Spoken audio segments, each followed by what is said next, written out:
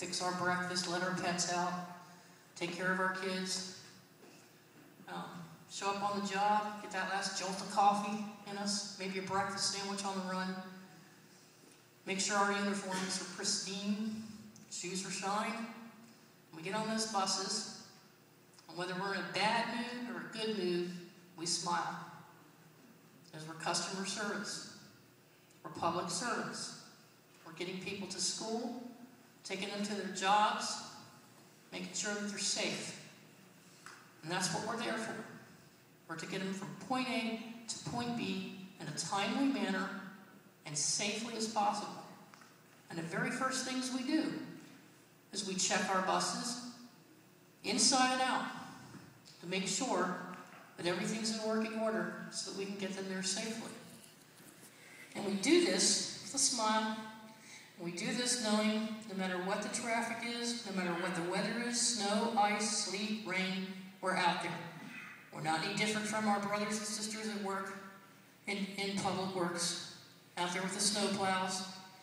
You know, we're just out there doing our jobs, but we're trying to help people get where they need to go. Okay? And all we're asking for is our paycheck. Okay?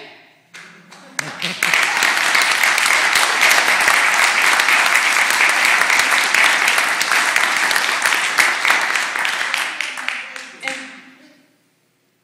like you, we, have a lot to do during the day, and you have meetings to go to, and you have your desk jobs. I know I used to have that kind of work.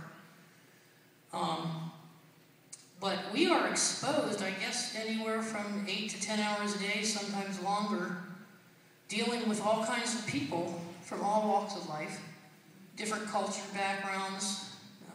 We got people who have mental disabilities. We have people with physical disabilities. And we're trying to keep an eye on the traffic while we're answering their questions, while we're dealing with fare box issues, because the fare box doesn't work, and some maniacs in the back of the bus screaming at us because we were 10 or 15 minutes late, and this goes on for 8 hours.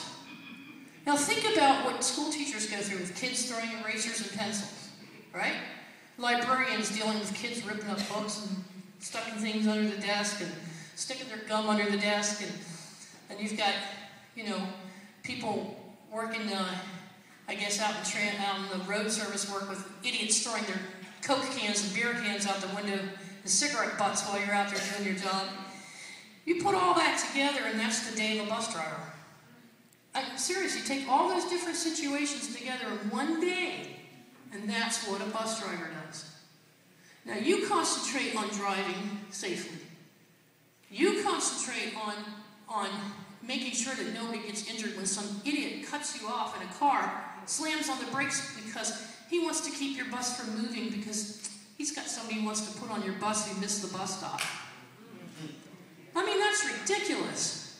I can't tell you how many times a day I look over my left shoulder, it's clear, I'm ready to pull off, and some moron comes flying in and comes at an angle and holds me hostage against the curb.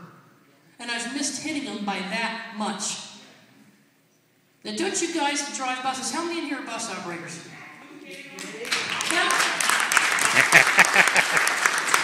do you not feel like human hockey pucks? Isn't 99.9% of what we do avoid getting hit? And the other 2% is avoid hitting somebody else? Okay, so somebody tell me that my life is not as valuable as a police officer. Somebody tell me my life is not as valuable as the firefighter who's running in to save someone's life in a burning building. Or tell me that I'm not as valuable as an EMT who's out there battling traffic and trying to deal with somebody who's having a heart attack. Tell me I'm not laying my life on the line every day when I do my job as a bus operator. Because it isn't true. Okay? We've made sacrifices. We've been on furlough. We remain probably having additional furloughs. Our salaries have been frozen for what, 2 years? 3? It's 3 now? Okay? We are doing our share. We're taking the broom and the bristles are breaking on the broom.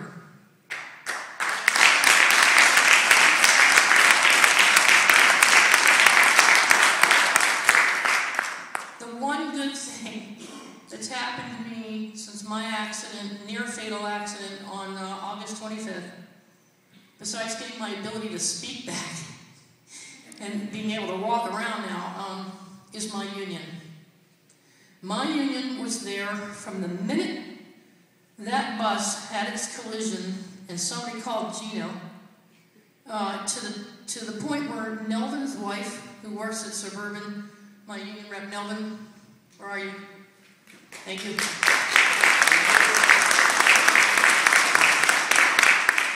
Nelvin's wife came into, apparently, the shock trauma unit where my family was like on pins and needles wondering whether I'd live or not.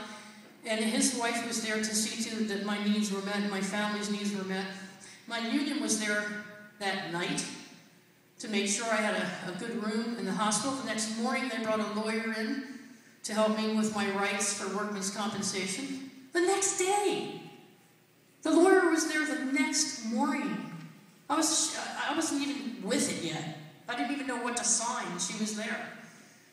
The union representatives, Gino, came to my house, and Nelvin came to my house. They brought me puzzles because they said it was good therapy for me to work on puzzles. It might help me get my memory back and help me with selective and divided attention skills. And Nelvin calls me every 2 or 3 weeks to see how I'm doing. Gino puts in a good word for me and includes me in on these functions, help me get back into society, slowly but surely. I'm just here to say that we need our unions for moral support, but we also need them to keep fighting the fight. And I hope that Mr. Renee doesn't give up. I surely would with some of the crap that they've been throwing at him. Some of the things that people in government have been saying to him and about us and what we're doing. And I don't care how much you make. You're worth every penny.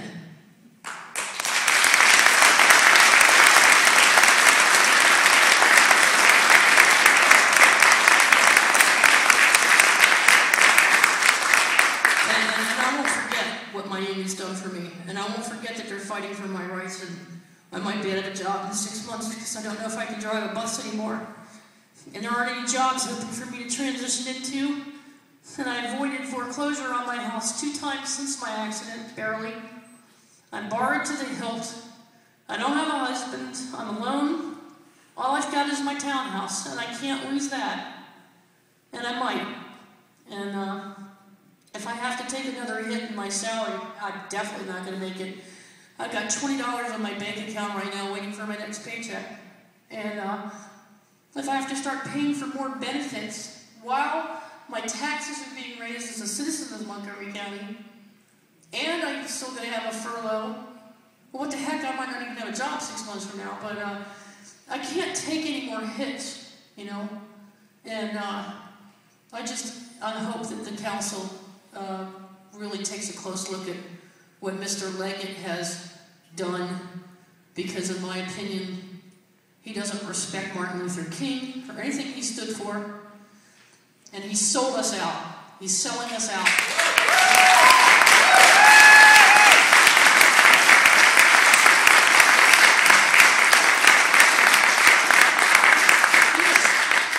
He is, and I know he's desperate, and I know he's trying to balance a budget, but when you tell me on one day that because I represent 80% of the budget for Montgomery County and you're the ones we have to cut, and then you turn around and offer some huge company tax breaks just to get their business to come to Montgomery County, excuse me, but they should think it's a privilege to come to Montgomery County.